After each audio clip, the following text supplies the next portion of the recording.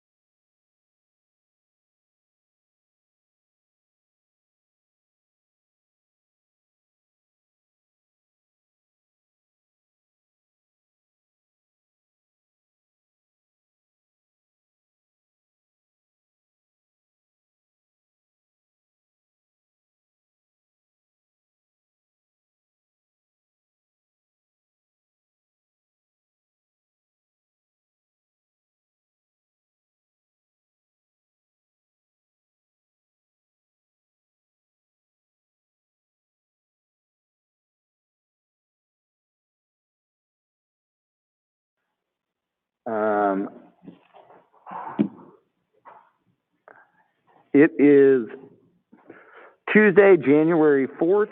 The time is 10:05, and I hereby call to order the Public Services, Art, Youth Initiatives, Libraries, and Neighborhoods Committee of the Memphis City Council. Mayor, would you please call the roll?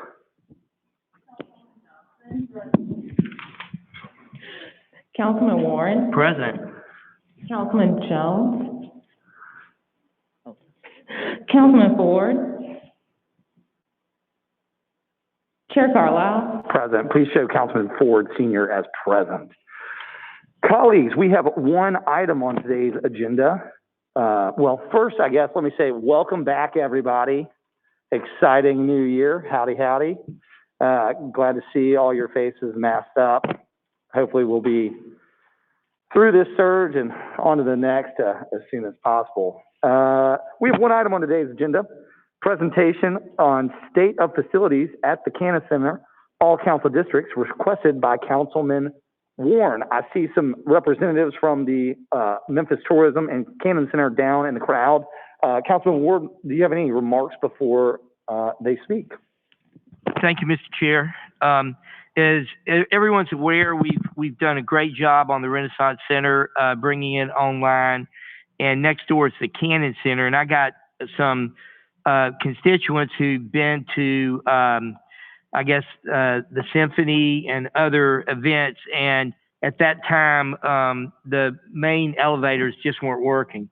So I think that I wanted to find out where we are as far as being able to bring that facility up as far as rehab is concerned, because it's an integral part of the Renaissance Center, and to make sure that the basic functions of the facility are functioning. We can't really have major events down there if people are worried that they'll get there and the elevator doesn't work. So just wanted some basic comments, and I think that they've got a limited presentation today, and they have a plan to fix this. I'd just like all of us to know where we are and where we're moving with it. So with that, I yield back, Mr. Chair. Thank you, Councilman Warren. Dean, Kevin, whoever's like to speak on behalf of the Cannon Center. If we have your name and position for the record. Name and what? Position. Position. Good morning, Mr. Chairman and Councilman and woman. Dean Dennis, I'm the General Manager of the Renaissance Convention Center and Cannon Center for the Performing Arts. Thanks for the opportunity. Thanks, Dr. Warren, for putting this on the agenda to discuss. As you know, we'll go to the next slide. Many of you know that the Cannon Center is approaching 20 years old. It was under construction in 2022 and opened in 2002. And so this year turns 20 years old. So it is beginning to show some age, that's for sure. I wanted to start the presentation just quickly and introduce our director of the Cannon Center, Trey Giuntini. Trey is the director of the Cannon Center, and talk a little bit about some of the things that are happening there before we go into the elevator issue. Trey? Can we do something with the lights so we can actually see your slides? Yeah, either side. Okay.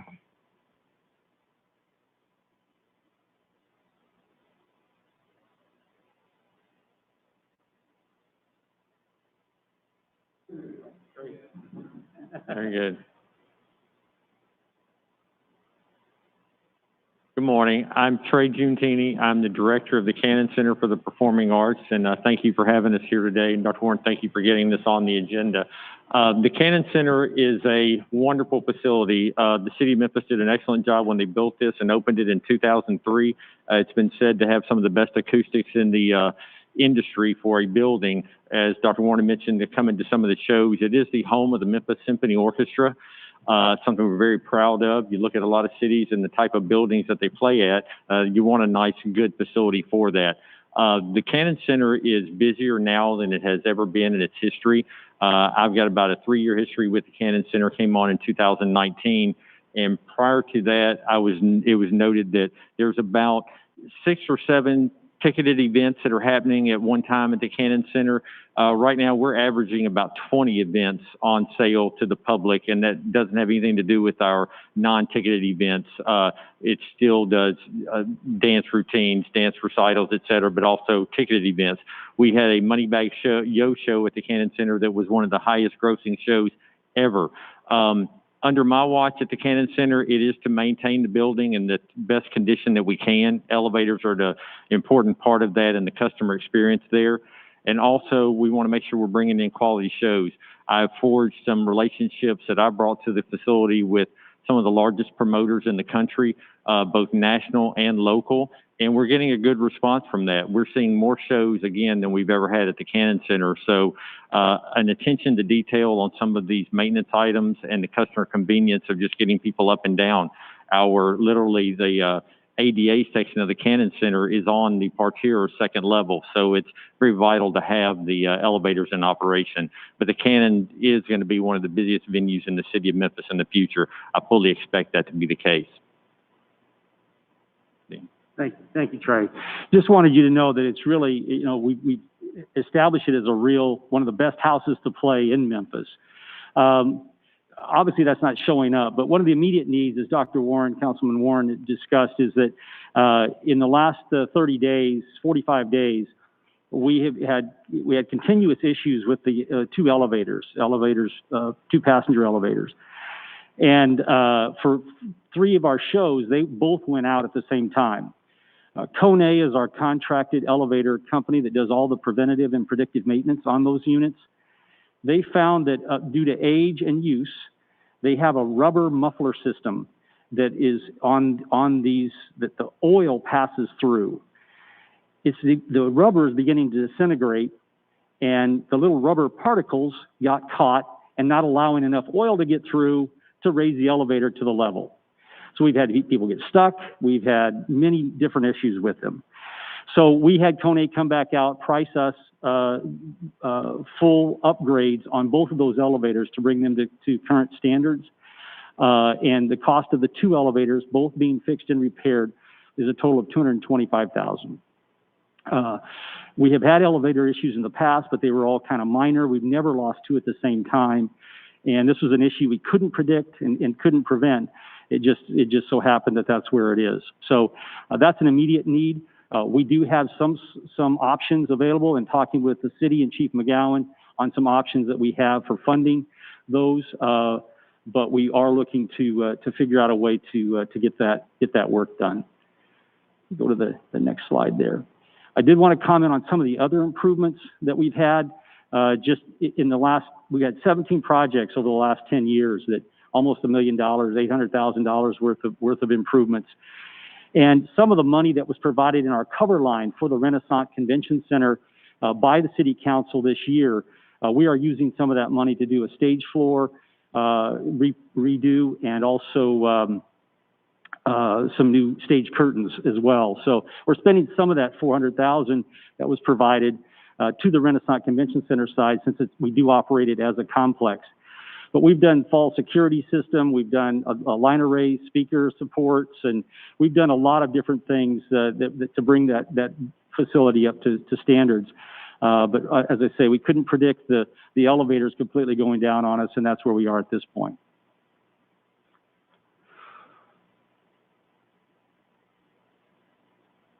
Yeah, I would say I couldn't predict those elevators going down, and you couldn't predict those elevators going down, but someone in that elevator business who put those elevators in ought to be able to predict, if that's a common thing, that was maintenance. Okay, so in my mind, I think whoever's been doing your maintenance let you down on this particular issue, and as you're looking for your next maintenance contract and where you're going to go next time, I would take that into consideration when what you bring back to us. And I don't even know who they are, and I don't know anybody who runs an elevator company. I just know that if that's the issue and it was just normal degradation of a system and they were able to figure that out, they ought to have had an idea it was coming.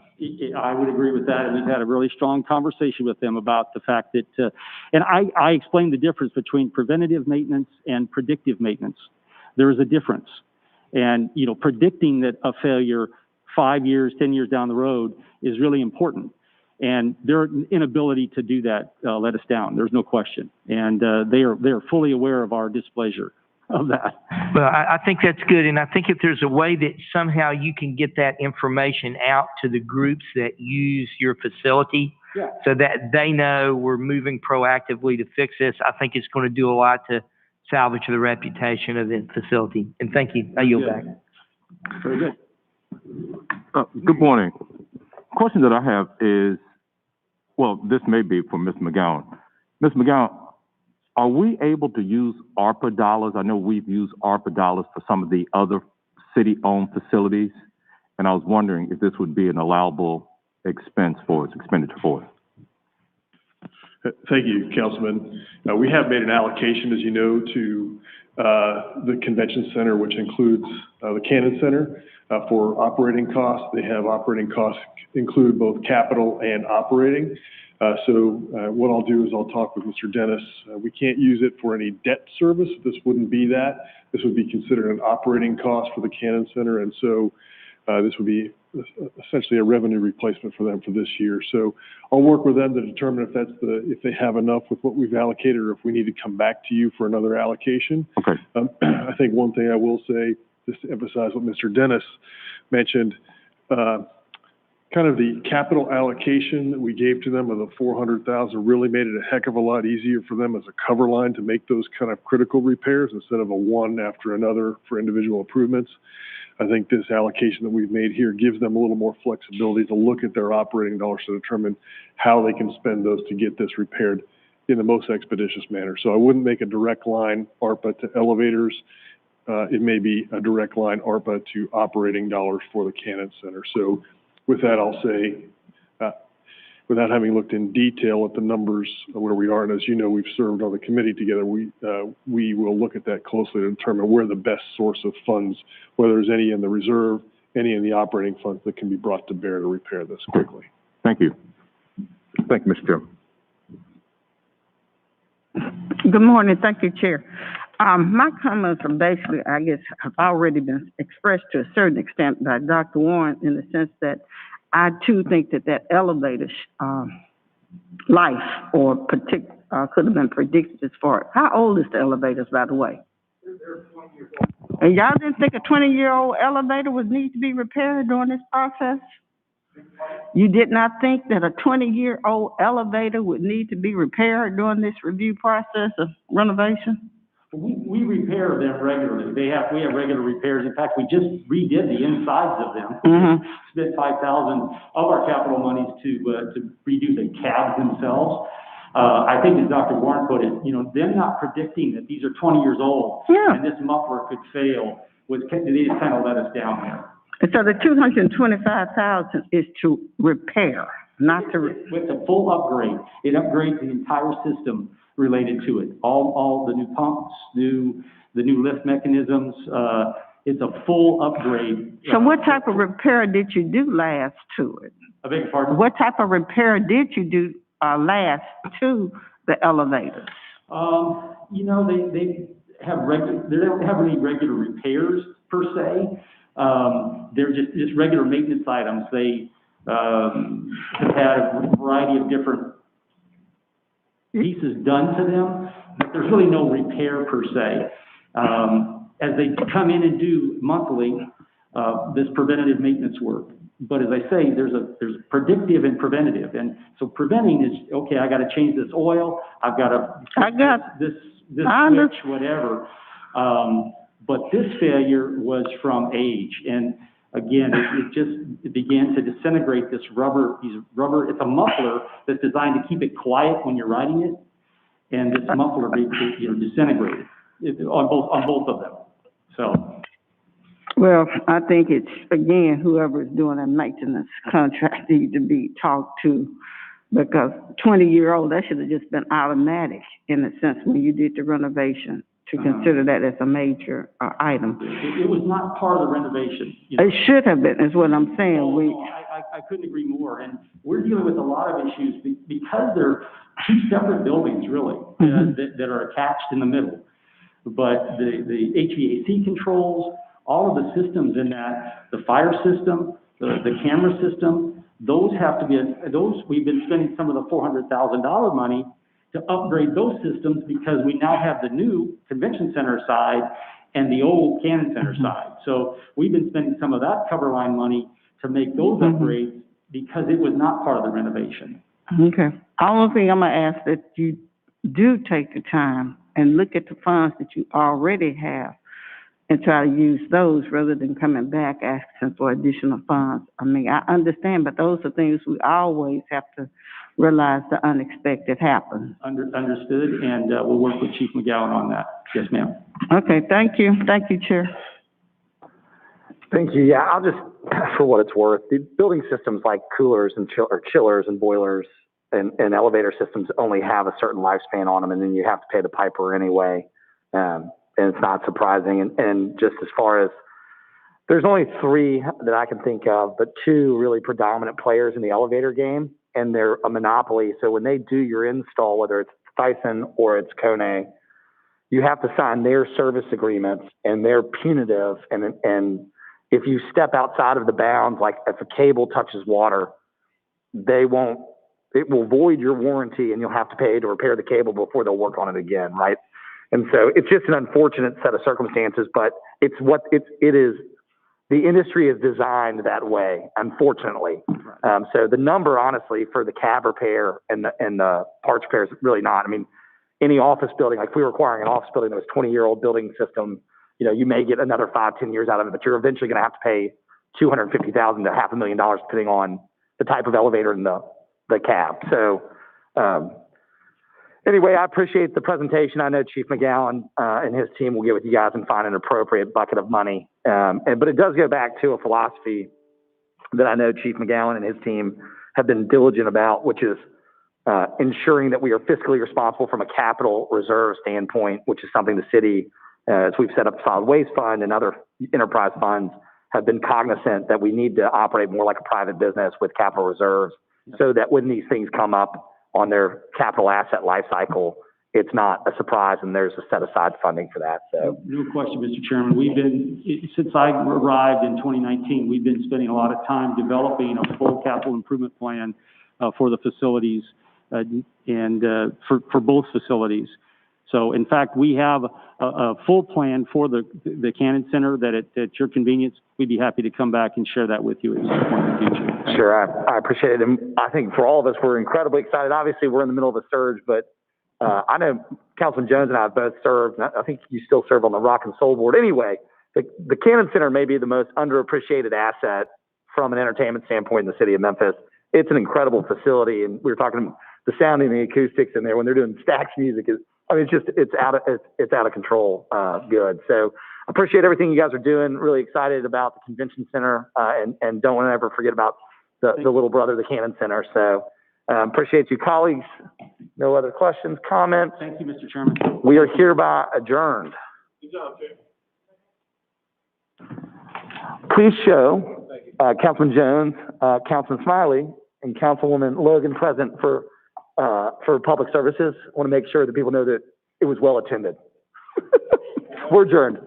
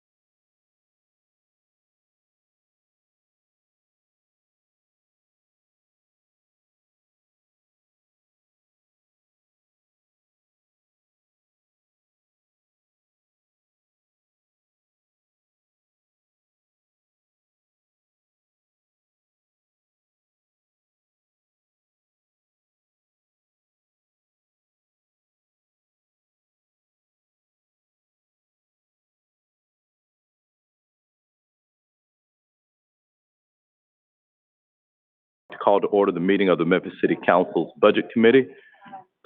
Can we have a roll call, please, Ms. Owen?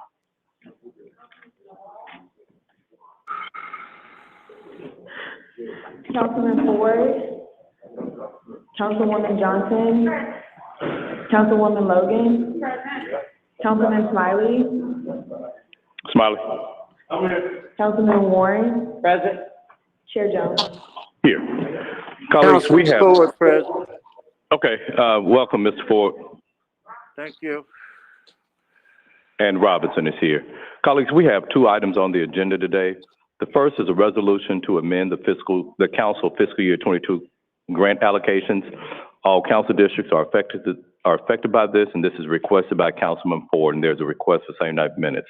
Mr. Ford, would you like to move this, sir? Yes, I move it. Okay.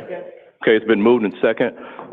Is there any discussion on this item, or would you like to introduce this item and give us just a brief overview of this, Mr. Ford? This is one of the grants that Councilwoman Easter Thomas wanted me to help with. Yes, if she's there, she can tell us a little bit more about it. Okay, she's not here, and Okay. colleagues, I don't know if anybody else had any questions on this item. What's it on? This is, what is this, Heal the Hood? Heal the Hood, yes. Okay. If there are no questions, I'll take a voice vote on this. All those in favor, please indicate by saying aye. Any opposed? Okay, that item passes. Next item we have is a resolution to accept Vote 70, Inc., donation of the Equality Trailblazers Monument, District 6, Super District 8. This is sponsored by Councilwoman Robinson and Councilman Warren. Is there a motion? Second. Okay, it's been moved and second. Councilwoman Robinson, Councilman Warren, the floor is yours.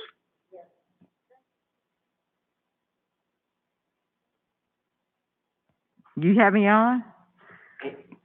Yeah, you're on. Yep. Okay, thank you. Good morning, and thank you, Mr. Chairman. I want to thank each one of the council members for their support of Vote 70.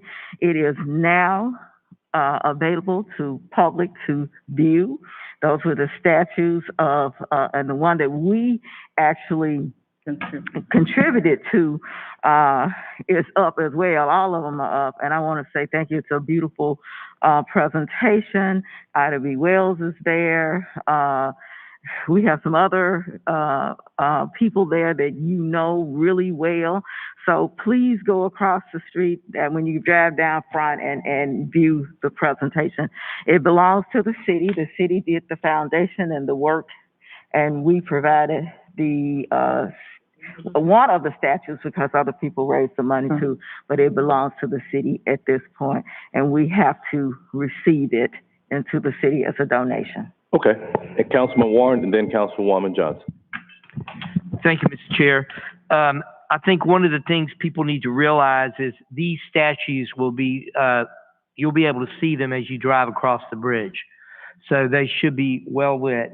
And these are of many of Memphis's most well-known, and some not as well-known to me, trailblazers as it relates to equity and equality. And I think one of the things we as a council may want to do when this COVID spike goes down is to figure out how we can have our own presentation there or some sort of event where we can honor them. Most of this was brought about by people raising private funds to bring it forward. And I really want to thank everyone who was involved in that and for all their hard work. Thank you, Mr. Chair. Thank you, Councilman Warren. Councilwoman Johnson. Thank you. That is a very informative arrangement, a statue there that people can go and visit. But I also would like to be added as a co-sponsor to this resolution. And I'm sure there may be others. Okay.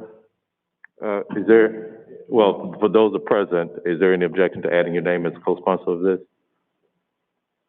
Okay, we may have more in committee. I have a question. Where is it located? I remember our discussion about it in budget. I think it's on the back side of the law school, correct? Okay, great. And so when you're driving over, it's going to be lit, and each one of them gives a brief history of the particular woman who's involved and what they did, and also something about who donated Okay, for that particular statue. great, And it's a monument to the women's suffrage. great. Excellent, excellent. Are there any other questions or concerns from anybody? At this time, I'll take a voice vote. All those in favor of accepting this donation, please signify by saying aye. Aye. Any opposed? That item passes. Is there any other business to come before the Budget Committee? Seeing none, this committee meeting is adjourned. Marvelous job.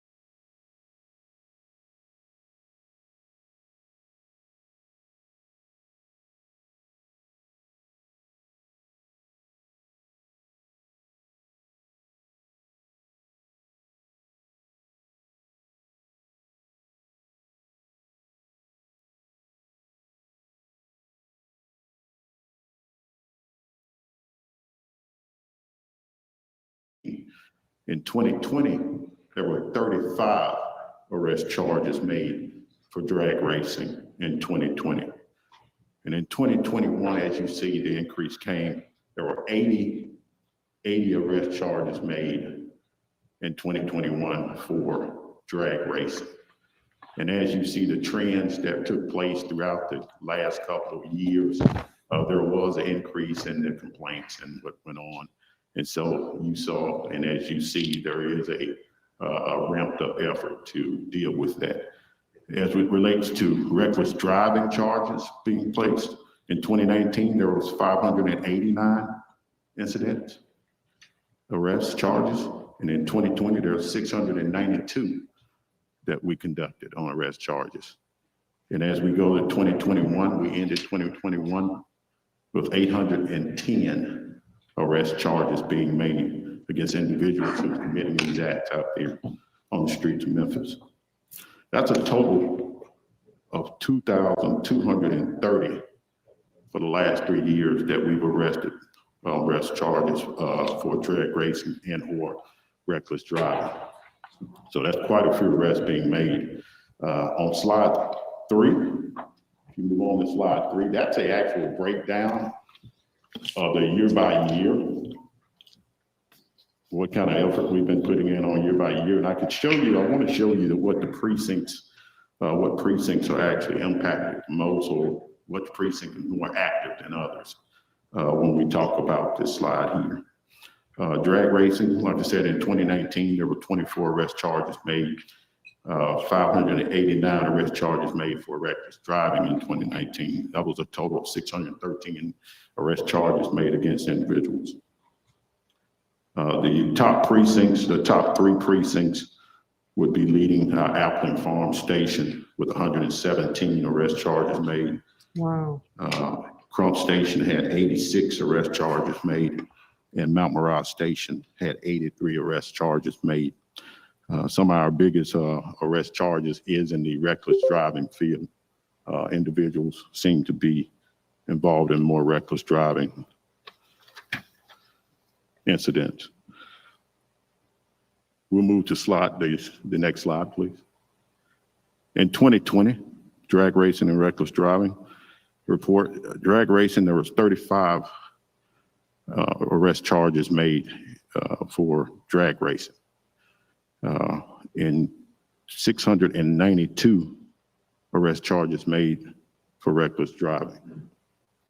Our top 3 precincts in 2020 for incidents is Mount Moriah.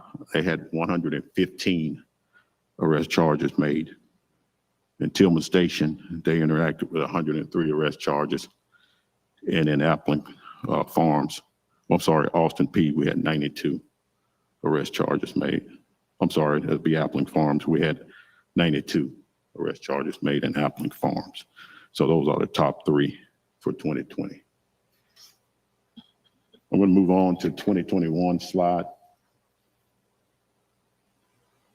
In 2021, like I said, we did see an increase of our enforcement due to the various tactics that we took on to deal with these incidents and complaints. In 2020, we had 80 drag racing arrest charges made and 810 reckless driving arrest charges made. That's a total of 890 arrest charges made in 2021. The top precincts in 2021 was Mount Moriah Station with 150 arrest charges. Tillman Station had 121 arrest charges, and North Main Station had 109 arrest charges made in their precincts. In conclusion on that, of course, we'll move on. That's going to conclude my presentation, but of course, we always say join the best in blue. We always want to remind people about that. But in closing, do we have any questions? I'm open now for any questions.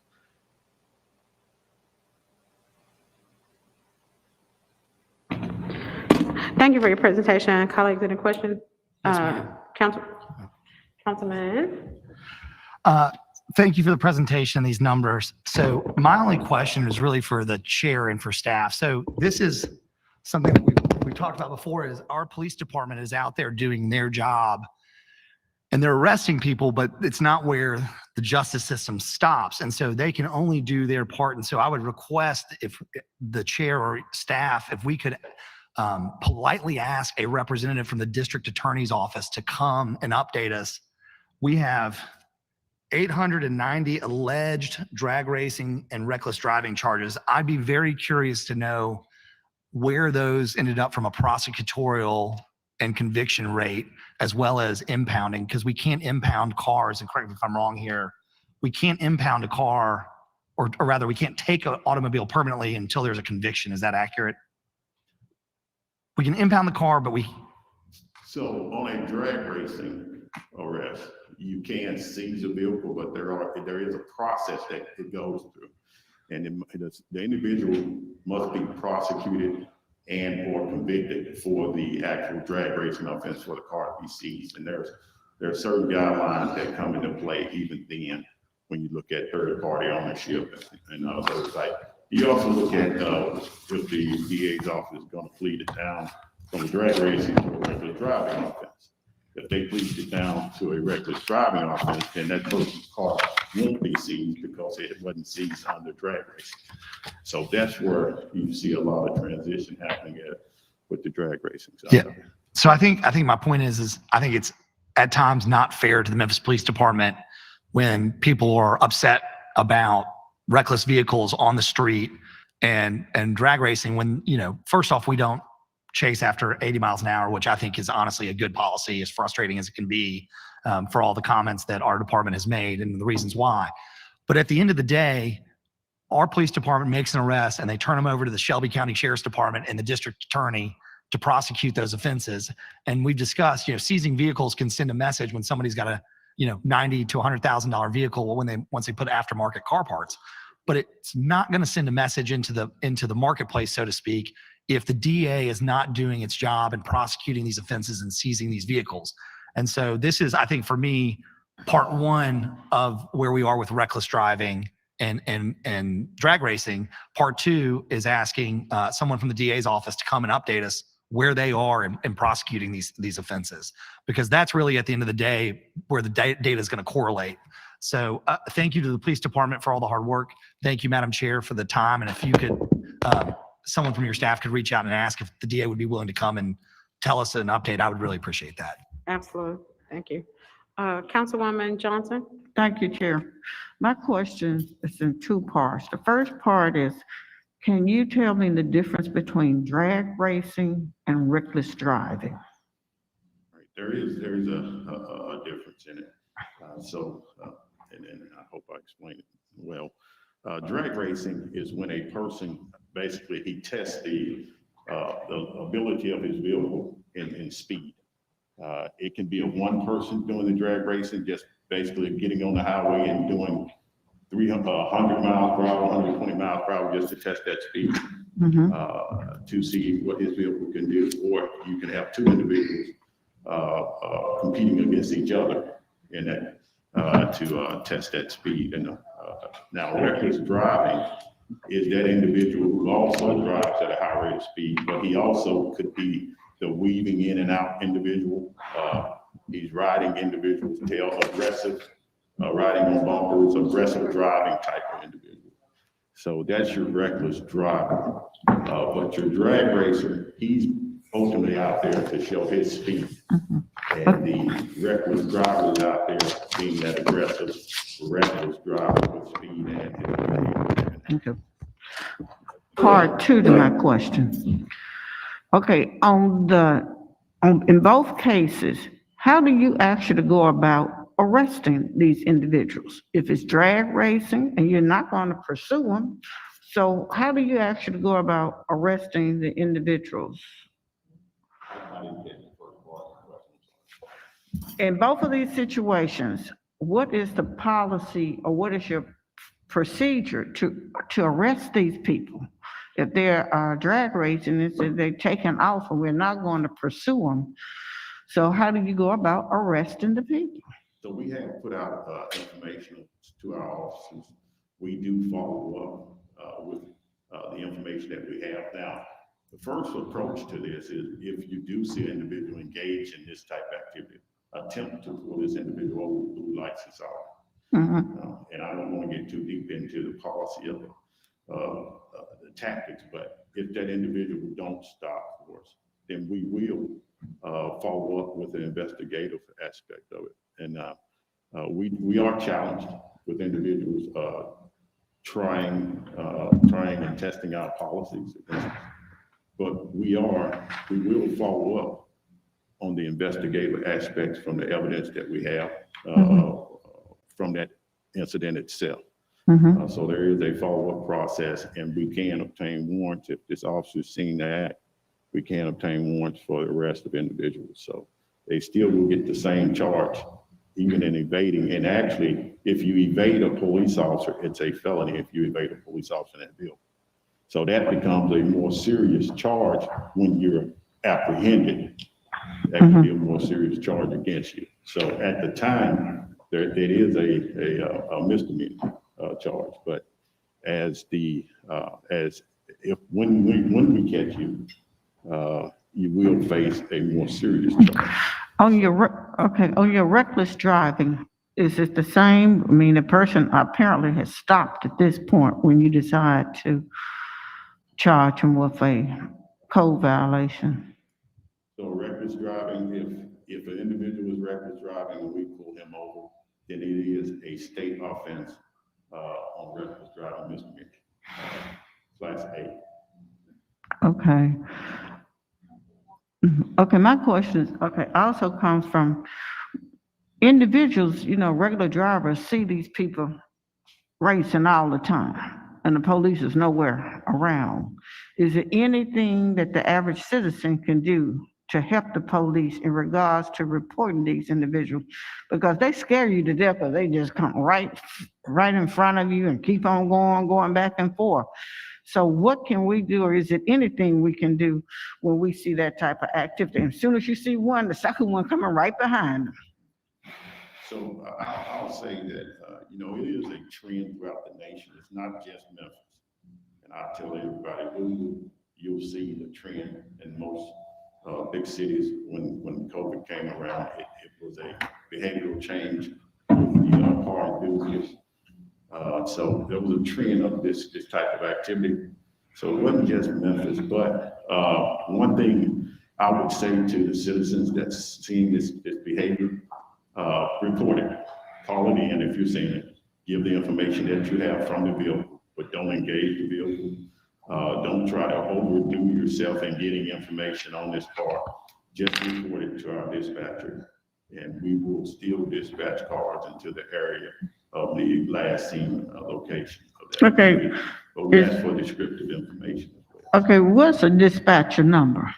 Okay, it's 545. 545. COPS. COP. Is Okay. 2677. Okay. And that's our dispatch number. Okay. Well, that may. That's the non-emergency. Now, if it is a life or death situation where you're seeing something, and that's a 911 call. But Okay. Normally you would have to kind of make that decision when you call in of what you're seeing. Well, the way you describe it is kind of how we'll respond to it. But just the non-emergency number should get you what you need. Do you have any idea how many people actually call in the dispatcher to report such activity? I don't have those numbers in front of me, but I can tell you there was an increase because we did make, as you noticed, as you may have seen on the news, we've been trying to publicize this and let people know that we're out there. We have various operations set up. We put task forces together to deal with this behavior. We have our investigative units out there now working to follow up on these incidents with our officers. So we did see an increase in the calls because we marketed, we pushed it. We asked citizens to do, hey, call in when you see this type of activity, when you see them out there doing these donuts and this stunt driving, call us, because we do want to deal with this and we do want to address that issue best we can. Okay. Thank you so much. Thank you for the service that y'all provide as well. Thank you, Chair, for the opportunity. Okay. We also have Councilman Morgan on the line. Councilman Morgan. You have the floor. Thank you very much. Can you all hear me clearly? Councilman y'all- Morgan, did you have a question or comment? Yeah, can y'all hear me okay? First. Can you We hear me? can't hear you. Unmute yourself. I'm unmuted.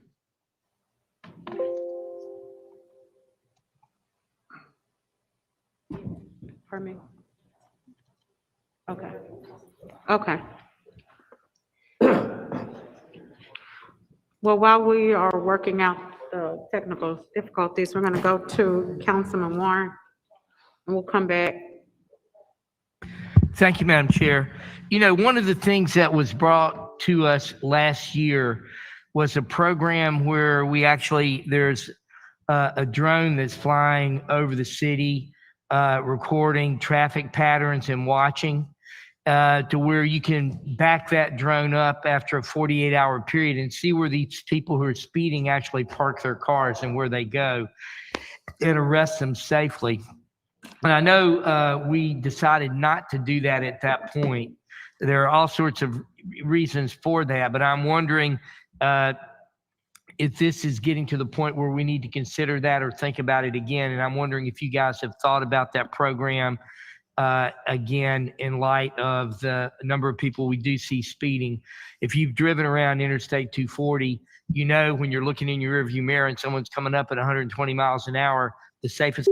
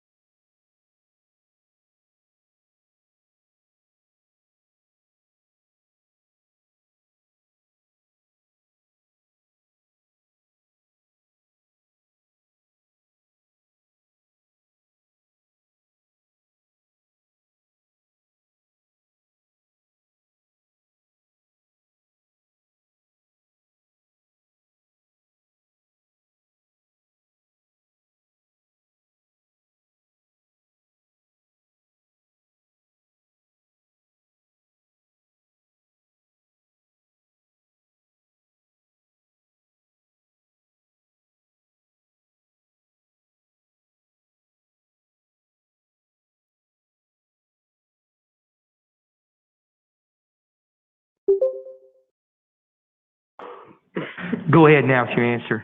So we're actually working with our partners. Shelby County Sheriff's Department helped us out a while back with this Slow Down Memphis campaign. THP, we do call in all these agencies to assist when they're able to help us.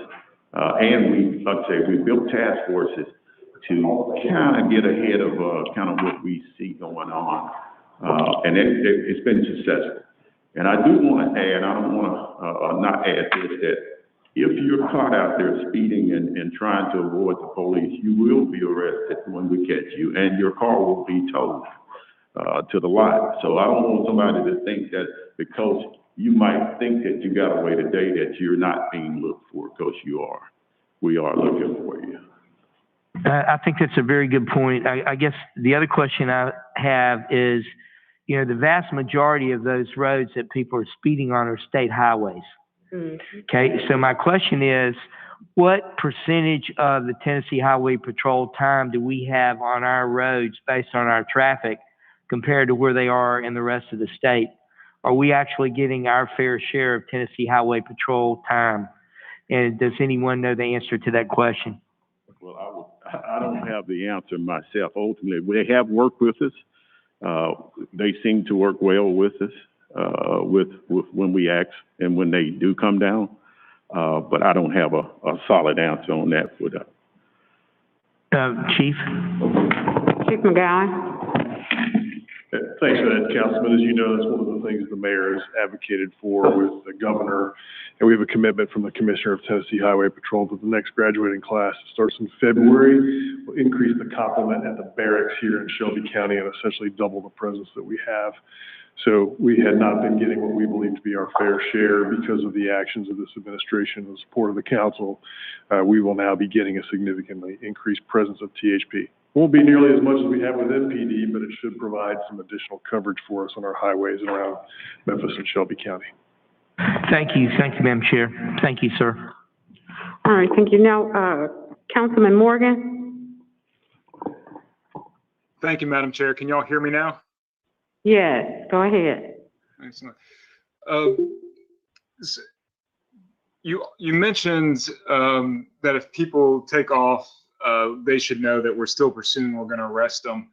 When someone flees an officer, whether it is for a traffic stop or we have probable cause, maybe it's a stolen vehicle tag or a fake tag, I'm sure when the officer ceases that pursuit, they have to pull over somewhere, they have to write a report, they have to code that report as the person fled pursuit, and our pursuit policy doesn't allow that officer to continue.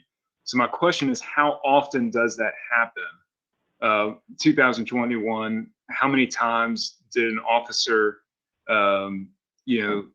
stop in the midst of a pursuit because the individual they're pursuing continued? And it's not always, depending on the offense, it is not always at a high rate of speed. They can continue at a low rate of speed, at a regular speed, and our pursuit policy will sometimes pull that officer off, or lack of pursuit policy. So my question is, how many times that happened in 2021? And to the follow-up is, how many of those that did occur, how many were we able to make arrest later? Well, Councilman, I don't have those numbers in front of me, but what I can say that from 2020, we did see an increase in individuals who attempted to evade or did evade officers in their vehicles. So I don't have exact numbers in front of me. I would say that pursuits are extremely dangerous. But those individuals that run from police officers, it's a felony to evade a police officer in the state of Tennessee in a vehicle. So if you run from the police, you will be arrested, whether it's on a warrant. The underlying basis from our question is the fear that the people that are fleeing are getting away with it. They're learning this behavior is successful and they're telling others. And yes, a pursuit is dangerous, but also that individual, based on what we're trying to pull them over for, and I do believe there is a scale with that, they can also present a danger to the community as well, that could be greater or equal to the threat of that pursuit. So I'm concerned overall about our policy. I've heard other council members express their comfort with it. I'm not in that camp at all. I think accountability is a major thing that is lacking in terms of our ability to hold people accountable for the misdeeds and actions, the wrong actions that they're taking against our community, and we're not catching them to the level we would. So I would like a follow-up on that. How many people fled or got away from pursuit in 2021, and then how many we were actually able to go back and make a felony arrest on? Just the raw numbers of it would be great. Thank you. Okay, thank you. All right, thank you. Are there any other questions, colleagues? Councilman Canale? Thank you, Madam Chair. Chief Wright, thanks for being here. Happy New Year to all of our public safety employees. It's good to see you again in 2022. Chief Wright, I just want to publicly thank you. I know how passionate you are about driving these numbers down, especially with the drag racing and the reckless driving, and your efforts don't go unnoticed. I like this. I would request that we get one of these at least once a month so that we can pass this information on to our constituents. I certainly don't want any Memphians out there to think that MPD is not doing anything about the reckless driving and the drag racing. I know that you certainly are, and you're doing the best you can with what you got. Of these arrests made, do you know how many of these vehicles were towed to our impound lot? I don't have those numbers. If we could add that going forward, I think that the more information that we can get out to show the seriousness and that we're not messing around and that we will seize your vehicle, and we can do so by state law now, I think that's very important. I hope these numbers continue to go up. I think they've got to go up before they come down. Hopefully, eventually these numbers will come down because people will correct their behavior and they will stop doing this very dangerous act, which no doubt will cost lives in the future, as it already has, if they continue driving in this manner. So, like I said, if we could have this once a month, we certainly appreciate you being here and updating us and giving us hard numbers that we can take back to our constituents to show that we are doing everything that we can to drive this down. Would be much appreciated. Thank you, sir. Any other questions, colleagues? If not, if there are no more questions, we'll conclude this presentation. Thank you so much, Lieutenant, for your presentation. Thank you all.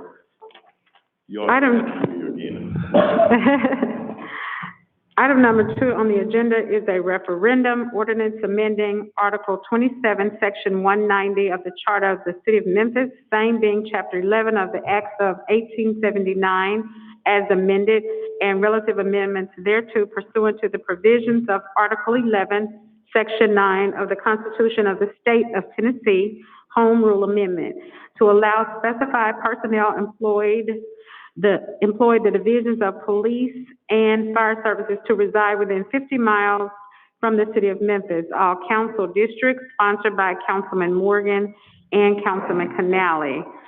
This item is only up for discussion. It's already been voted on in committee. It is up for the first reading on the consent agenda for this afternoon's meeting. Is Chief Davis here to present on this item? Madam Chair, if Chief Davis wants to go ahead and present, I think that would be great. However, I would like to bring this back in 1 month when all council members are present. I think that this discussion needs to be had in person with everybody here. And I know Councilman Ford is out ill, and Councilman Morgan being at home. I would like, so if she wants to go ahead and present, but I would ask that you bring this item back to your committee in 1 month. Okay, any objections? Councilman Warren? Madam Chair, it may be wiser for us to look at this sometime in April, as I'm understanding that we may not even have to discuss this because it's going to be acted on at state legislature. And if it is, I don't see any reason for us to move forward and have a bunch of discussions on it. I was wondering if the councilman would mind delaying this until April and bring it back at that time if it looks like it's something we need to act on. Because if the state preempts us, there's no reason for us to go ahead and have prolonged discussions on this. So I would request that we hold this until April. Any opposition? A good question. Councilwoman Johnson? Okay, if I read correctly, on the upcoming agenda this evening, are we having a first reading on this ordinance by any chance? I was requesting that we hold the first reading until April. All right, fine, that's what you were saying. Thank you. Okay, no objection. Okay, we'll hold this item till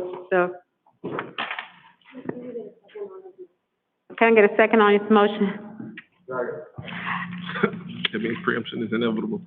Who was that? That was, Okay, all right, Canale, second, it's been moved and now second, without objection. We're gonna hold this item until April, first meeting in April. then we can have the first reading after we talk about it in committee. Absolutely, okay, great. Thank you, Chief Davis. I do want to share one quick story about something that happened to me yesterday as this goes on at the state level.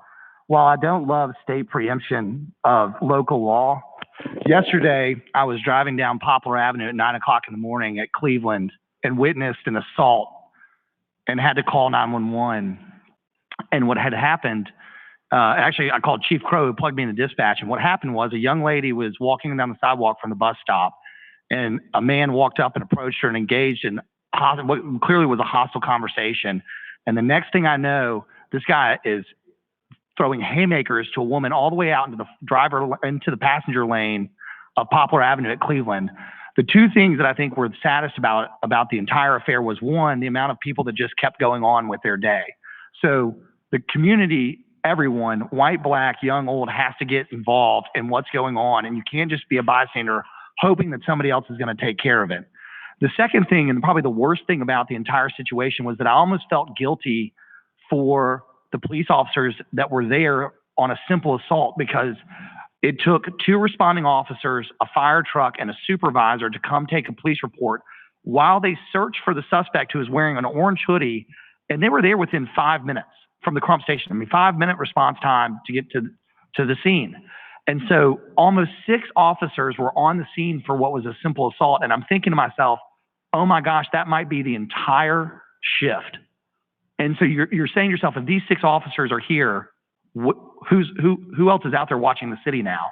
And I think it just goes back to, whether it's residency requirements or recruiting, we have a police shortage, and it's not a matter of over-policing. It is literally 6 officers trying to take a police report and nobody else left to patrol the streets.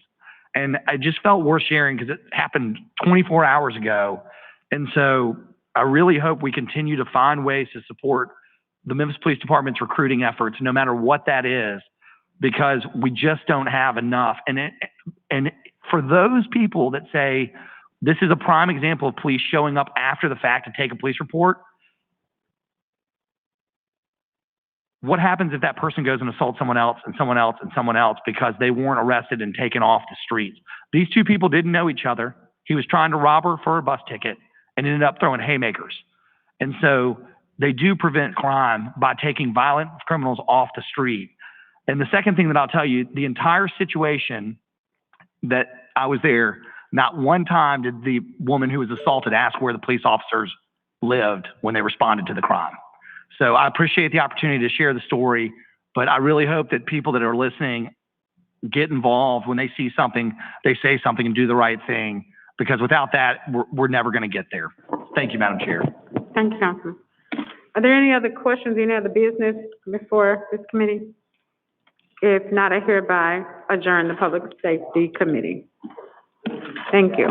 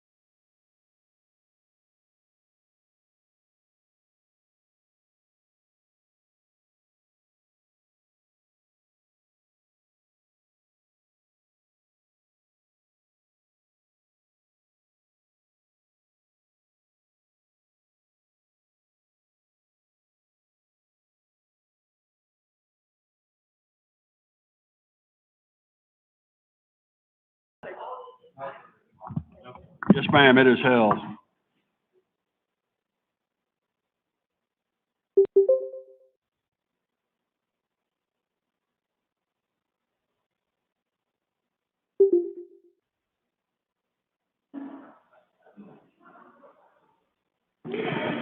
Good afternoon, colleagues. It is 11:25. Today is January 4th, 2022. This is the Housing Community Development Committee call to order. Go ahead and get a roll call.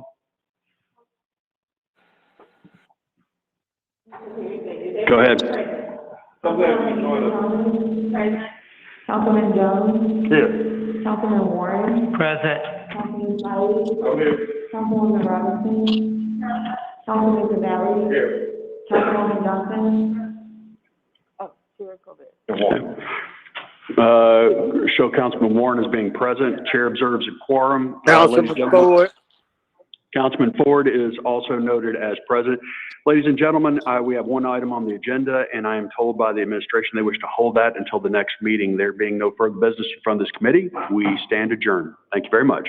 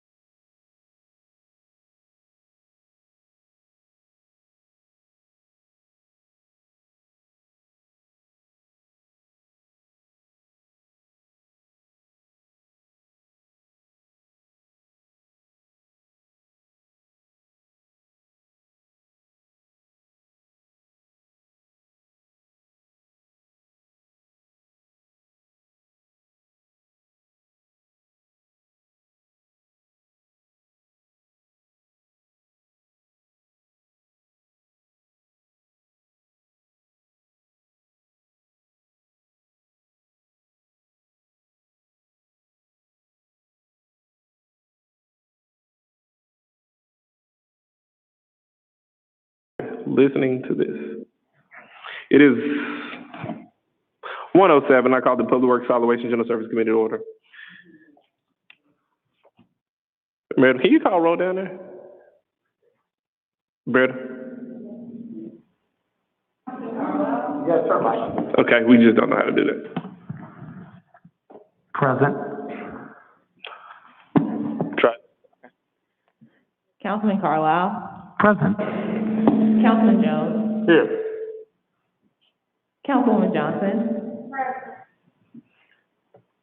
Councilman Ford. Councilman Ford. Present. Chair Smiley. All right, we have, well, two items on the agenda. Item number one is being held. So, item number two, ordinance adding a method of payment provision and defining commercial property to the Chapter 41 City of Code of Ordinance Records, towing operators, all council districts, sponsored by Councilman Jones.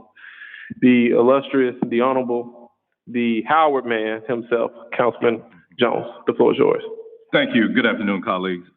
You have before you what would be a proposed ordinance where we would provide additional payment measures for people who are subject to their cars being towed. This came about, there was a situation that I was a part of, somebody that I knew had their car towed. And when they initially called the number, they were given a certain price. When they arrived at the location where his car was stored, he was given yet another price. So I wanted to, and then they stated that the only form of payment that was acceptable was cash. And so with our going to a much more cashless society, and as, you know, just before we started this, Councilman Carlisle indicated that it's a safety issue as well when it comes to maybe late at night carrying cash, having to go to the ATM machine. So I'm introducing this as a way to provide additional payment methods. And although this will just be a first reading, if you notice on page 2, the methods of payments are just cash and major credit cards. But I would probably like to see us add Venmo and Cash App and other type of payment systems that we have if someone has their car towed, and as to not create a greater burden for them when they are in this situation. Thank you, Councilman Jones. The only thing I would like to add to it is, can I be added as a co-sponsor? Certainly. Welcome. Thank you. Well, it appears that all hearts and minds are clear. There are some council members in the queue. We have such an inquisitive bunch. Councilman Carlisle, glad to see you sitting on my left side today. Thank you, Chairman Smiley. Also, happy to switch sides of the dais and yet still be alone. Councilman Jones, thank you. Yeah, this was some of the things I just mentioned to him. I was like, you know, this is clearly something that's an issue, and more so just on the safety and going to cashless. I understand that there can be service charges and things like that, but when you're talking about the safety of your employees, et cetera, I agree. And the other issue that I'd like us to explore as a companion piece, or maybe as a part of this ordinance, because, you know, we'll, to the councilman's point, go through 3 readings, so there's time to do a little bit more homework, and I'm sure we'll hear from some individuals that are, you know, not excited about this piece of legislation, but is publishing of rates. I think to Councilman Jones's point, you know, it's very interesting that you could have, you know, be told one rate at site and then go to the impound lot and be told another rate, and you're basically at the mercy of the towing company, versus something like, say, the garages downtown, which have mandatory, it is mandated that they publish their rates so that someone has fair consumer protections. So I'd like us to explore that and appreciate the councilman bringing this forward. So hats off, Councilman Jones. Is there any other council members in the queue? Seeing none. Councilwoman Johnson and Dr. Warren. Thank you, Chair, so much. I guess my question is, this is not just for towing for Memphis, this is for all general towing in the city, correct? Okay, how are y'all addressing debit cards? Are y'all looking at debit cards as a credit card? Well, we call debit cards typically are either MasterCard or Visa is included.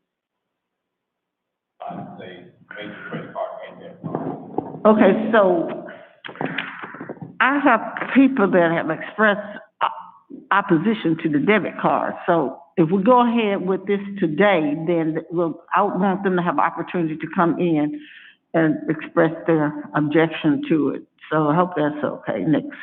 Absolutely. Okay. Because it's my understanding that just like a check, a debit card, they can cancel it prior to it going through. Is that true? I don't use debit cards, believe it or not. So, yeah, bank, yes, there's a clearance period for banks to transfer versus a credit card company, which fronts you the money and loans it. I think, without speaking for Councilman Jones too much here, the point is to allow for a cashless payment option. I got you. And so I think, you know. That's why I'm just saying maybe debit cards, may not be an option if it's in that arrangement where they will have an opportunity to cancel the payment prior to it going through. That same concern has been addressed to me, but I don't know if they automatically can cancel something unless they provide some type of evidence thereof. You know, I don't know the banking laws, whether it, or what the difference is between debit transactions and credit transactions, but I don't know if somebody can just say, call their bank and basically have their charge reversed. I don't know, but you know, that would, those are some of the discussions that we need to hammer out as far as this is concerned. I thank you for your consideration. Thank you, Chair. Dr. Moore. Yes, and since this is going to be an ordinance, it's got 3 readings, I think we can do that. I also have heard that people are worried about the reversing of debit cards. I think it's a little bit easier to reverse a debit card than a credit card. I don't think it's easy to do it on Venmo or Cash App once you've made the payment. So I think as we look forward, as we move forward with it, let's get some advice from our attorney about those issues, so that way we can make sure that not only are citizens protected, but the people who are doing the towing for us as a city are protected, to make sure that they get theirs. And I really like the idea of a published rate structure. I don't know if we regulate that or not, but it needs to be published so people can see what it is, particularly wherever they're parking. Thank you. Thank you, Dr. Warren. Thank you to the sustained body. I think this is the first reading, right? Well, first reading will be next week. First reading will be next week. It'll be next meeting. It's the next. Do we need to take a vote on this item? Yeah. This council looks so eager to vote on the item. Do something? Can we vote on getting coffee? All right. All those in favor? Aye. Any opposed?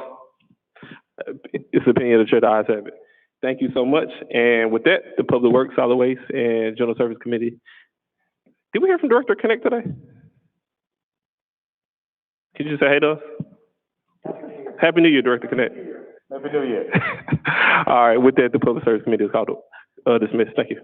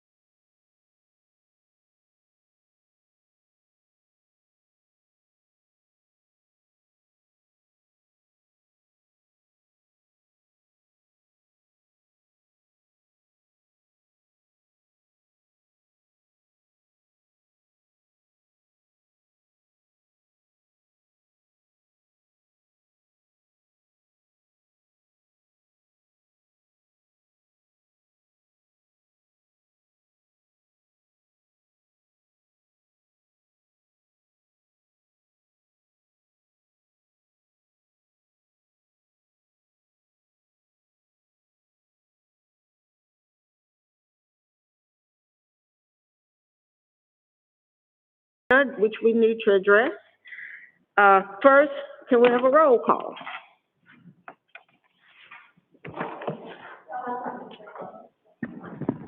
Present.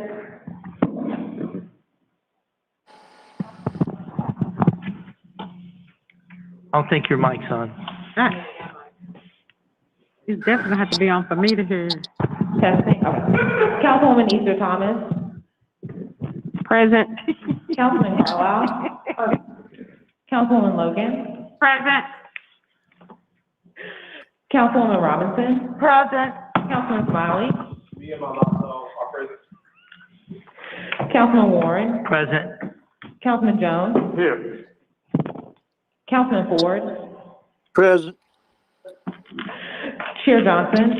Present. Thank you. The first item that we need to address is number 1, resolution approved, we have the chairwoman Swearingen present as well. Councilwoman Swearingen. Present. The first item is a resolution approving an honorary street name change of Westmont Road between Castlewood Avenue and Western Park Drive for Coach Shirley McCray. This affects District 6, Super District 8, sponsored by Chairwoman Swearingen. Move it.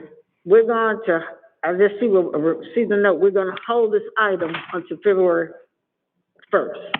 And just an FYI, this is the young lady that was the first female football coach. Oh, the lady. Should we move it and have it, so that way it's on the agenda on February 1st? That would be great. Yeah, I'll move it. Okay. It's been moved by Carlisle and second by Jones. And we're gonna take a verbal vote on this. All in favor, say aye. Aye. Any opposition? Seeing or hearing no opposition, this resolution passes.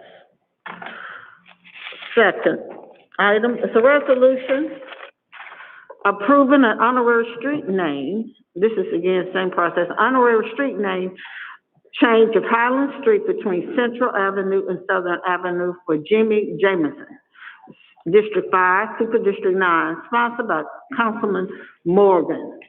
Can I get someone to move this item even though we are going to hold it off until February 1st? Move. Second. Okay, it was moved by Smiley and second by Jones. All in favor? Aye. Any in opposition? Hearing no opposition, this item passes. The third item is sub 21-31-2961 Winchester Road, District 3, Super District 8. Do we have a representative from Planning and Zoning to present this case? Please give name and address. Okay, can we hear? Seth Thomas, Office of Planning and Zoning. Okay. Good catch. Chase Petty. So yeah, case before we go. Play this thing here. So the case before it's SUP 2131, located at 6941 Winchester Road. The owner is 2012 A Vidigo Trust. The request is for commercial parking to be allowed under a site that's beneath a TVA easement. Here's the location. And here's an aerial and a zoning map. So this will be a commercial parking lot that's an accessory sort of to the warehouse that we see here to the left of the site. And the area surrounding is a mixture of commercial, residential, and then also some PDs that allow for commercial use. Here's the site plan.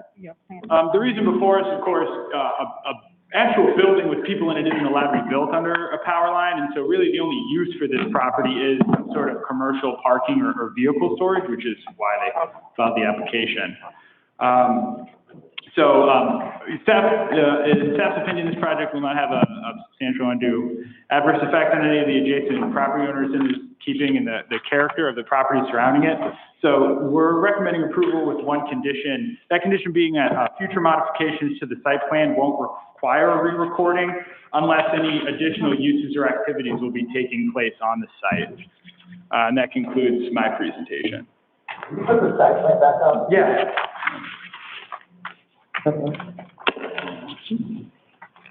Oh, that's it.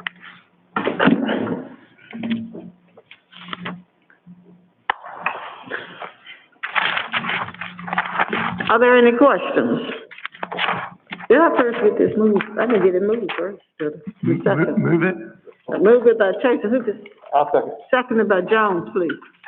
Okay, first question came from Carla. Will you go to the prior slide? I just want to see, what is the adjacent? Yeah. So what is the parking supporting? So so the parking, I believe is going to be really more for a commercial vehicle storage type situation for the warehouse that it's sort of adjacent to. Okay. On the left here, I guess you can see my little mouse. Okay. Yeah. All right. Is the applicant here? Are we doing that? Can you give us a little bit more color on what's going on?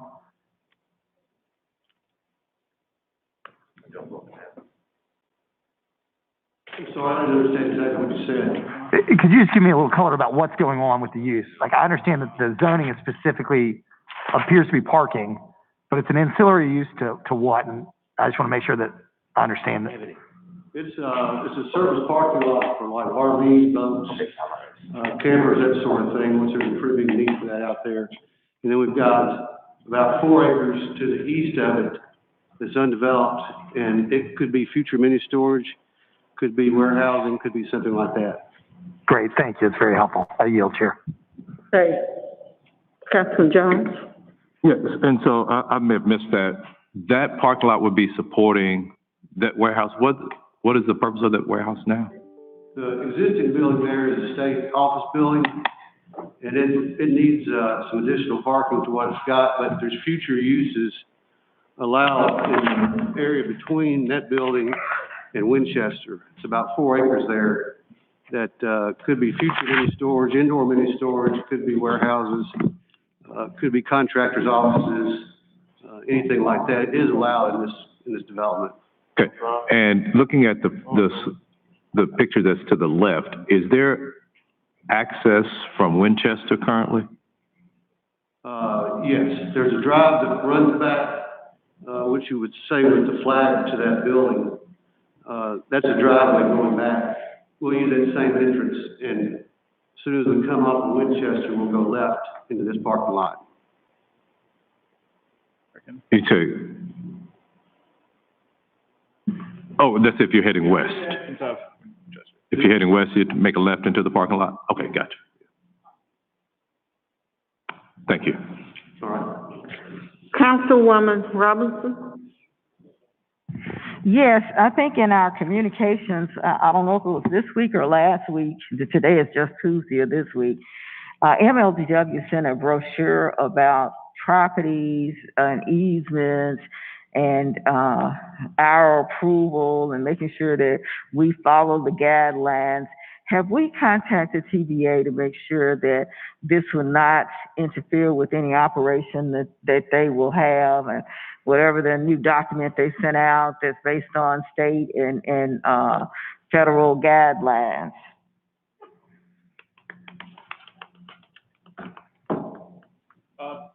So they never sent me any comments on this when I posted the staff report. So I guess assumption would be that they're okay with it.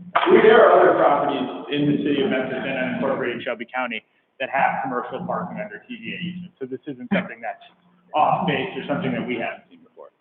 Okay. So since I have been in political office, I would make that assumption. I would probably check that off my checklist and make sure I had some communication so we will not have any negative feedback later or any feedback, but just to ensure that before we vote on anything, that it does not interfere with any of their business operations as it relates to their lives, because it's on their easement. Okay, thank you. I have a question. Are there any other questions? I have a question. Can you go back to that previous screen where you showed the existing building? Okay. You see the one where I guess the land is going to be taken from? Who owns that tract that comes all the way down? Does your applicant own everything? Yes, all the way down to Starkenburg, which is the street to the south. Okay, so, and what type of vehicles are you gonna be parking over there? I'm sorry, what? What type of vehicles will you be parking? Campers. What? Campers and boats and RVs and things like that. Things that's not allowed in a lot of neighborhoods. So it's gonna be like a parking area, parking RV storage, not just general parking for that facility. You're asking for you're gonna charge a fee for that parking apparently. For the RVs and campers and stuff like that, yes. Okay, planning and zoning, is that your understanding of how the property will be used? Could you repeat that?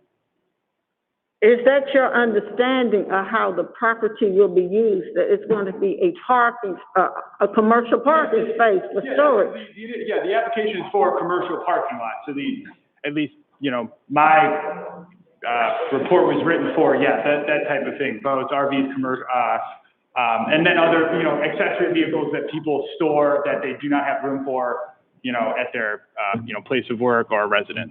Okay. All right. I guess my second question is one that, Councilwoman Robinson raised. Is there any hesitation or how long would it take for you to get clarity or okay from TVA on this particular issue? Well, I'll let you. There were no comments from TVA, and typically, under TVA easements like that, many of them are used for outdoor storage and parking and stuff like that, because there's no other use you can do there. I can name, several around town that are like that. There'll be mini storage or some warehouses around the easement, but they use the easement for parking. Okay. Okay, next question. To get inside that particular area, they're gonna have to go through that parking area to get to the main warehouse? Or is there separate driveway? Is there a separate driveway? I can't see. Yeah, so here, and I wish I could zoom it in, but I don't think it lets you zoom in, PowerPoints. But so the Winchester Road is to the right of the site plan, and then as soon as you turn into, the drive that's for that warehouse and office building, you have the ability to take a right into the commercial parking space, so right here. This is the entrance off of Winchester, and then it just goes. Okay, so I said it's not going to be connected to that main building. I was under the impression, looking at the pictures, somehow they'll be connected, but this is going to be a separate venture all to itself. That's right, yeah. It's really the only thing that's connecting them is that curb cut into the parking lot. The two parking lots are not connected. Okay. All right. I think that we could move forward with a vote on this particular issue. All in favor, will you please respond by saying aye? Aye. Aye. Aye. Aye. Is there any in opposition? Hearing none, that issue passes. Thank you. Thank you. Thank you. You didn't give us your name and address, by the way. No, it's Tim McCaskill, 6800 Poplar Avenue. Thank you. Sorry for not asking earlier. Okay, the second one is a PD 2140, Covington Pike and Stage Road, Vexton District 1, Super District 9. May I have a presentation from Planning and Development? Thank you, Madam Chair, and I believe, Brianna, are you going to be able to pull up the presentation for this one? Can you hear this? I'm sorry, you may have to speak up because I'm sure the mask, I'm muffling it, but it's very difficult for me to hear up here. Thank you. Yes, it is, I'm sorry.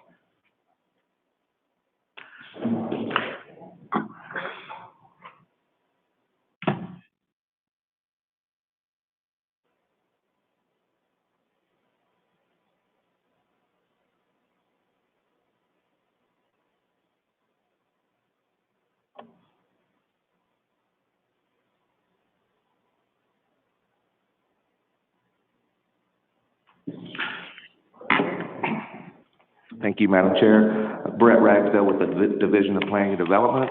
I'm going to be presenting PD 2140. This was a case that was previously managed by our principal planner, Brian Bacchus, who just retired from our division after 34 years and took a position with the council as chief of staff. So I'll be able to answer some questions. We have the applicant as well, but I'll present the basic facts of it. So this is an existing PD at the just northeast of Covington Pike and Stage Road. It was a PD that has 3 lots, 3.2 acres, that includes 1 lot is a residence that is to the east, and then 2 lots that are along Covington Pike. One is an existing medical office building, and the other is a bank building. Can we go to the next slide, please, or can I do that? So here's the location, as you can see, just again, northeast of Stage Road and Covington Pike. Next slide. Showing the general zoning, which is office surrounded by commercial mixed use and residential. So that's the main zoning in the area adjacent to it. Next slide. The land use, again, office, commercial, and residential.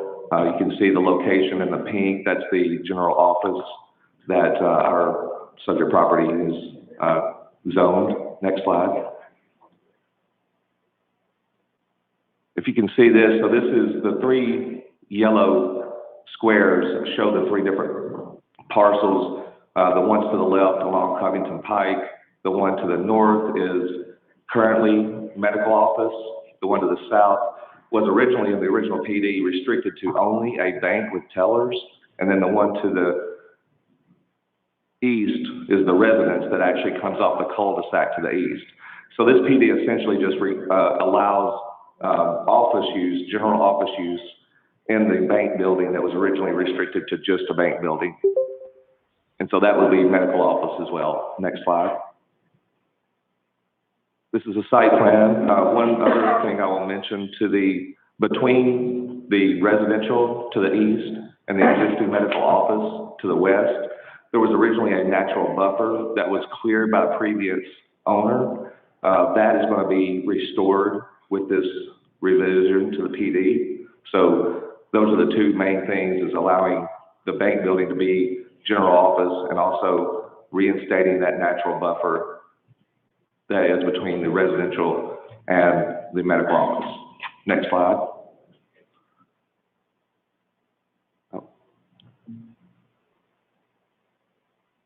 So again, most of this we've already discussed. It is consistent with the Memphis 3.0 comprehensive plan, and we are recommending approval. Next slide.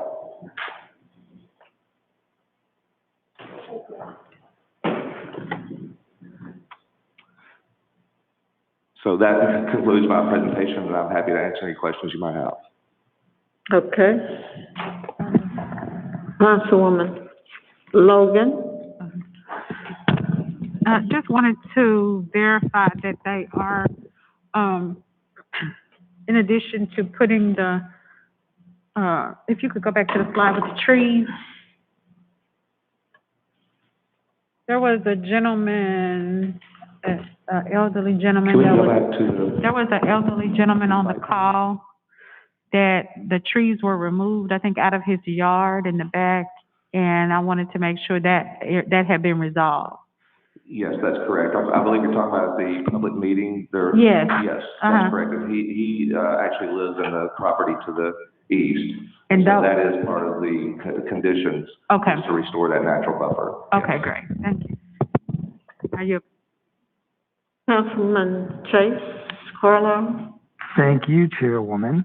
It was formerly a bank, so did it have zone for a drive-through? The PD does allow for a drive-through, but it only allows for it to be a bank. So that was what the original PD was, a very limited restriction for only a bank use. So we're doing a new PD for general office, but if for some reason one of the uses is, again, a bank, they're allowed to drive through, but that's the only circumstance? I believe so. I would have to check to verify that, but, yes, the drive-through should be allowed at the general office, and it's not restricted by the PD. Okay, I want to think about that between now and the meeting. I mean, look, I know office uses that I could make a case for, like would need a drive-through, and it's a huge amenity when you have a drive-through as a part of your zoning. It makes the property much more marketable, like down the road. But at the same time, I probably need to read the PUD language, to be frankly, or what the current zoning language looks like. What I don't want to do is leave it on there. I'll talk to you after. I'll make sure we're on the same page. Okay. All right, thank you, Chair. Yeah, well, it was my understanding that it was not going to be a drive-through like what's there now. That it was going to be redone and be like a medical office, like the other medical office. That's correct, and I believe Councilman Carlisle's question is, if we do make this change, would that allow a future drive-through? And I need to check and see because that was allowed by the original PD, and so, I need to verify if we're removing I don't believe that part of this is removing the availability of having a drive-through, but I think that, does the base zoning allow a drive-through? I'd have to check on that. But yes, that is the intention, is for this to be a medical office building. Right. Similar to the one that's just to the north. Right, okay. So but you're gonna check to see if that's the case? And right now, it is allowed to be a drive-through, as it is currently, but only as a bank. Right, not as a medical facility? Correct. Okay.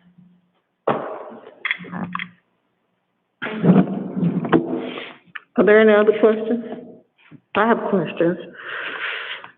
With the design that they're proposing, would they still need the drive-through?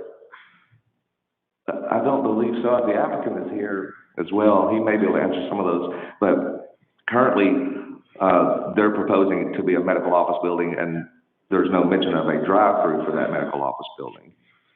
Sir, will you please give your name and your address for the record, please? David Bray with Bray Firm, 2950 Stage Plaza North. So the owners of this, Los Medicos, are trying to expand their office footprint. There's no intention, as far as I know, of anything using the drive-through. I don't believe so. I can confirm that before meeting. Chairman Chase, would you like to? Sorry. Thank you, Madam Chair. I'll tell you, once you confer with your clients, just double check so you don't get in trouble. Sure. And then, we'll chat when it comes to the floor at the 3:30 meeting. Okay. Or in between then. All right. But I'll tell you this, it's probably coming off. All right. Thanks. Okay, thank you, sir, for that additional information. My other question is, was there any opposition to this? No, Madam Chair. Okay. Okay, I did not get a motion to move it. Can I get someone to move it and second it? Second. Logan, second. I didn't hear the first move. Move by Smiley and Logan. Thank you. Okay, the third, fifth one is the PUD, PD 2141, Old Covington Pike, District 1, Super District 9. Moved by Carr and second by Smiley. Okay, may I have a presentation from the Office of Planning and Zoning?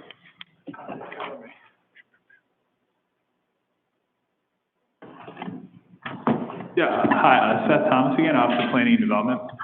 So this case is PD 2141, located on the east side of Old Covington Pike, and then at the terminus of three roads, Maiden Grass, Sunset Lake, and Water Dance. Here, let me see, how do I?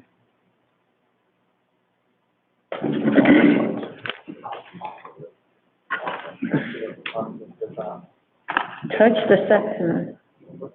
Are they controlling it? I don't touch it.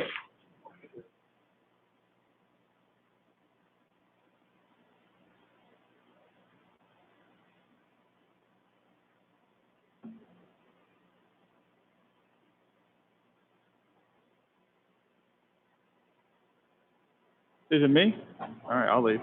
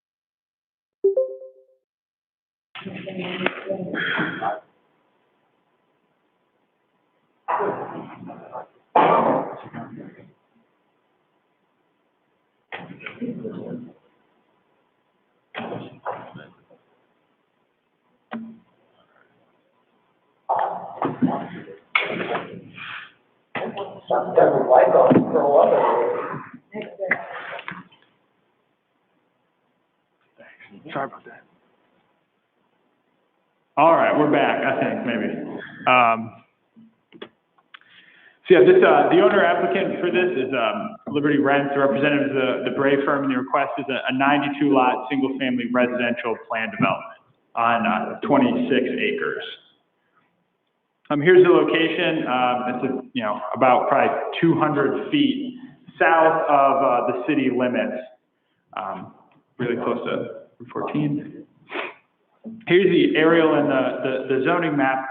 So as you can see sort of in the photo on the right, there was a PD that was brought before the city council and was approved in August 1st of the year 2000.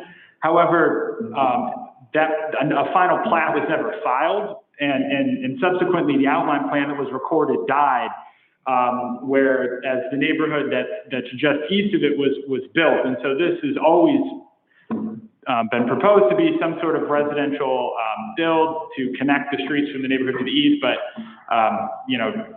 died and is now back before us for approval. And here's the outline plan. The lot size that's being proposed is R8, stands for residential single family with an 8,000 square foot lot minimum. And so in conclusion, the applicant's requesting 92-lot single-family residential plan development with a minimum lot size of 8,000 square feet. The existing subdivision to the west will be connected to this development via the 3 stub roads that also have existing utilities. This development also includes 3 common open space areas for stormwater detention and pocket parks, which will be covered by a homeowners association as far as maintenance costs. And staff believes that this development will not unduly injure or damage the use of the surrounding properties, and so we're recommending approval with outline plan conditions.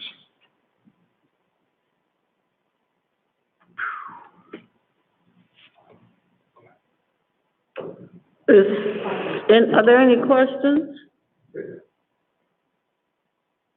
Okay, is the applicant here?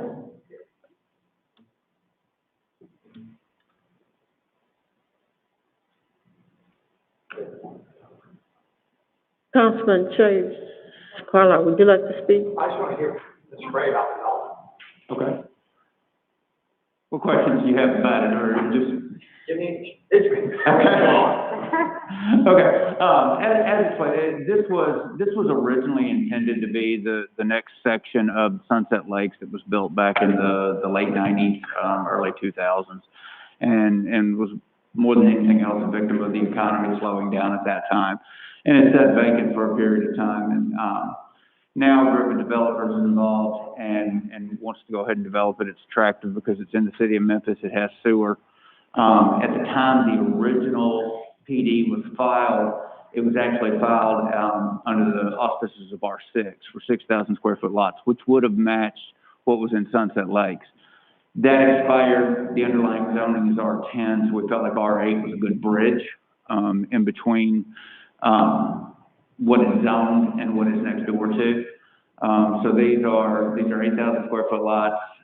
Gives them a little more room than the lots that are adjacent to it in Sunset Lakes, but probably similar houses, slightly larger than what's in Sunset Lakes, just because the market's changed since then. And and I just have to forgive, we're coming out of a holiday, I don't have a printed thing, but will you be connecting all the roadways that were stubbed off in Sunset Lake? So this is connecting all of it as one neighborhood? Yes. Okay. Yes, we will.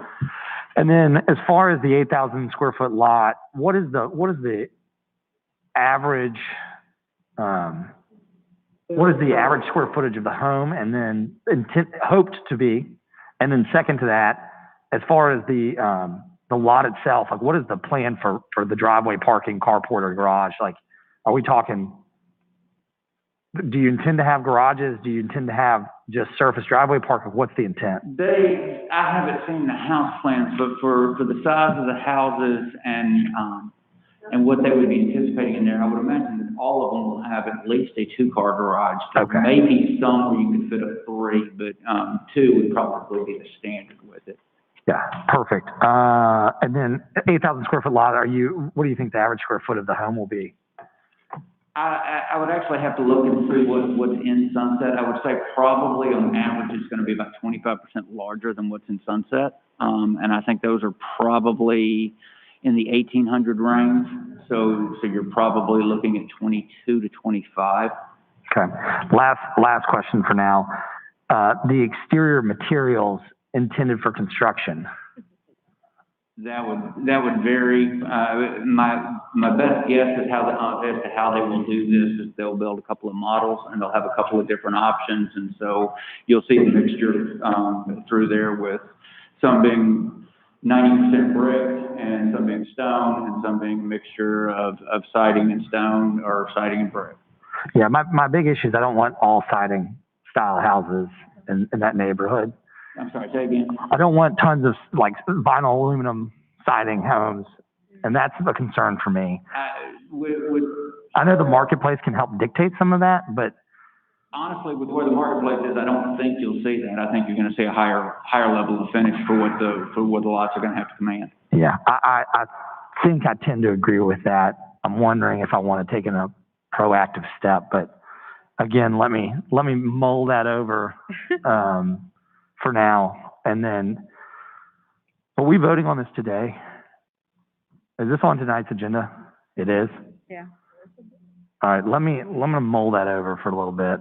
All right, thank you very much. And by the way, I think I tend to agree with everything you're saying. And I think Councilwoman Logan I heard her, just saying, it's good for the neighborhoods to connect those, to develop that, and it should bring home values up, especially with the new development. Like it is conducive and accretive to what needs to happen in those neighborhoods. So, sorry, last question. 8,000 square foot men, do you anticipate it all being 8,000 square foot, or do you anticipate this being a more traditional subdivision build where you've got larger lots, a mix of lot sizes as you're looking for buyers? The majority of them will be 8,000, just where it lays out at the right cadence, essentially 64 feet wide and 125 feet deep. That's going to be your typical lot, but we have two cul-de-sacs within the development, and so you're going to have larger lots at the end of those cul-de-sacs. All the corner lots will be larger, and then we have some area along the west property line where the little notch comes out in subdivision, that those lots are actually quite a bit larger. I think that some of them are 12, 13, 14,000 square feet.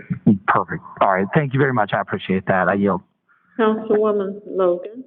Thank you, Chair, and again, thank you. Thank you, Chair. Thank you, Mr. Bray. It was a pleasure meeting everyone on the public comments, listening to the public comments. Everybody seems to be excited about it. Now, I too, from that meeting and from looking at everything, when you mentioned that it was going to be similar to the houses that were behind, in the neighborhood behind, but larger, a little bit more, substantial. And so I guess I just kind of assumed that meant brick, because those were brick. So, and wood, combination, not just all siding. I tend to agree with my colleague. That is a concern, if it's going to be a neighborhood full of houses that are siding. So that was the consensus on the call, I thought, was that they were going to be like the neighborhood behind. Between now and full session, I can check with the developers and see what their building materials are.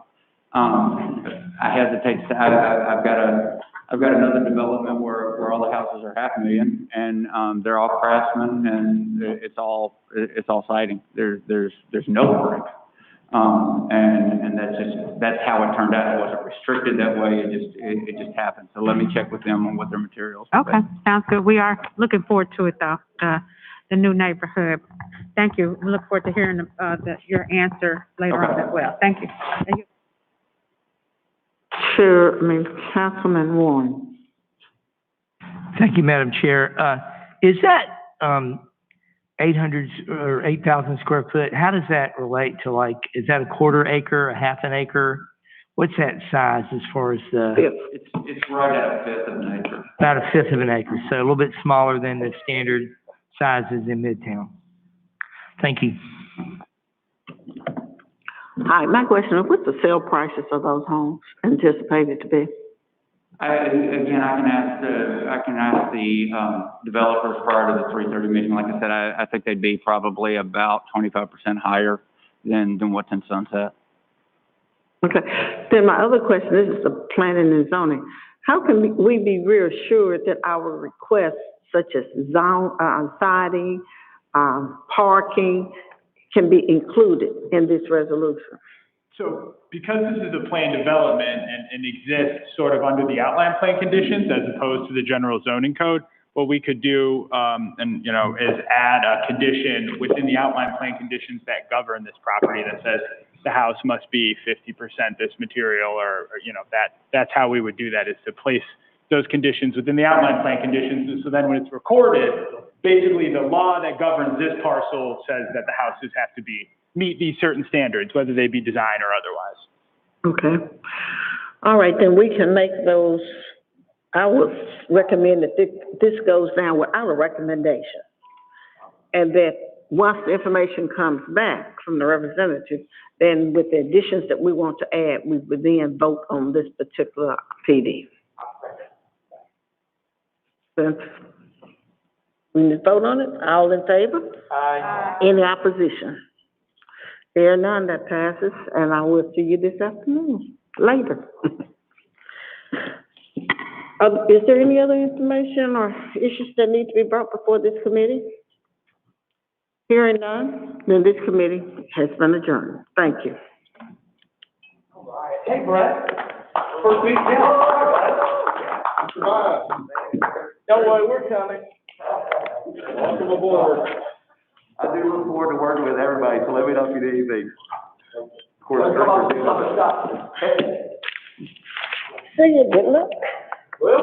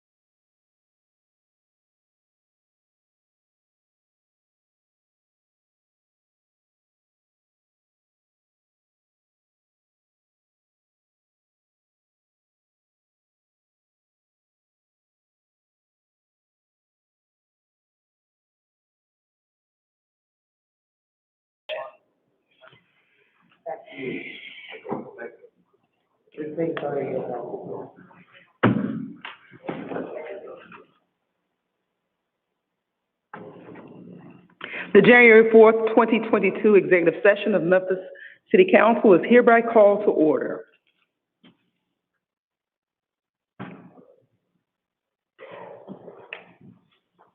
Mr. Backus, would you please call the roll? Thank you, Madam Chairman. Councilman Warren? Present. Councilman Canale? Here. Sorry, thank you. Councilman Carlisle? Present. Councilman Jones? Here. Councilwoman Johnson? Councilman Smiley? I'm here with my laptop. Councilwoman Easter Thomas? Present. Councilman Morgan? Councilwoman Robinson? Present. Councilman Corbett? Here. Councilwoman Logan? Present. Madam Chairwoman? Present. Thank you very Councilman much. Ford, present. Thank you very kindly, Councilman Ford. I'd like to share with you today, we have two members that have joined us on the Memphis City Council regarding our staff. Our new Chief of Staff, Brian Bacchus. He comes to us from the Division of Planning and Development with more than 34 years' experience in planning, zoning, and construction, including landmarks and neighborhood preservation. We also have Nicholas Thompson. He also comes to us from the Division of Housing and Community Development and Youth Villages with 6 years of experience in creating public-private partnerships and leading data and research projects with the division. Please join me in congratulating our new staff persons as we move forward in serving the citizens of Memphis into the new year on the Memphis City Council. Let's give these two individuals a hand.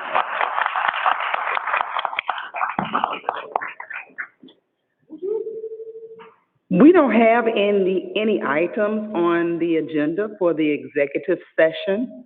However, we would have several that will be held, and if you'd like to note them, items 1, 2, and 3 will be held until February 1st, 2022. That's 1, 2, and 3.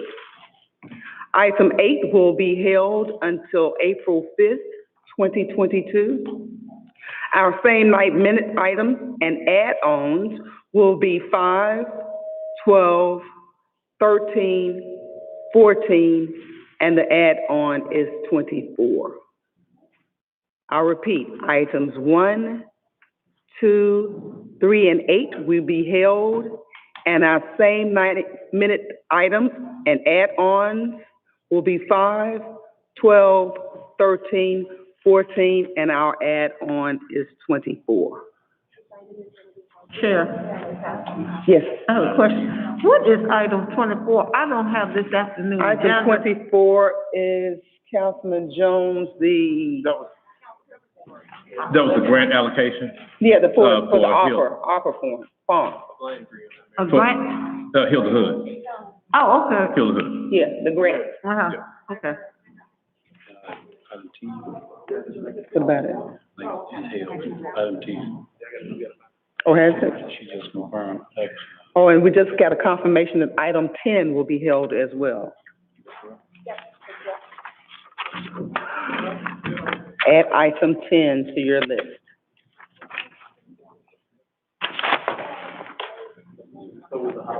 Y'all working on the agenda, please?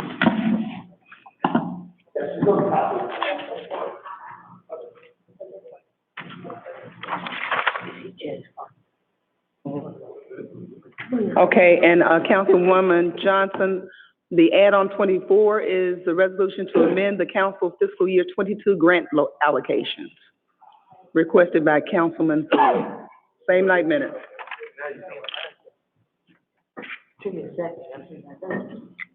Any questions? Does any member of the committee have anything else that needs to be added or addressed? All right, we stand in adjournment. Y'all know. Okay, we just want to keep it like this all year. No yelling,